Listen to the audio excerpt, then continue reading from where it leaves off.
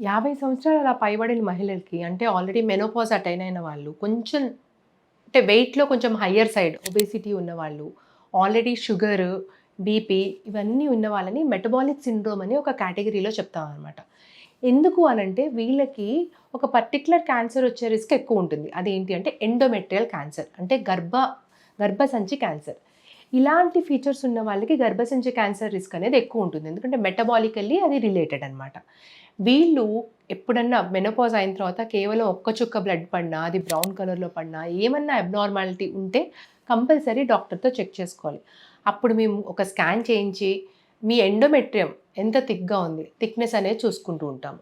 దానికంటే ఇంకేమైనా పుండ్లున్నాయా, ఇవన్నీ మేము అసెస్ చేసుకొని ఎండోమెట్రియల్ క్యాన్సర్ ఉందా లేదా అనేది కంపల్సరీ రూల్ ఔట్ చేసుకోవాలి.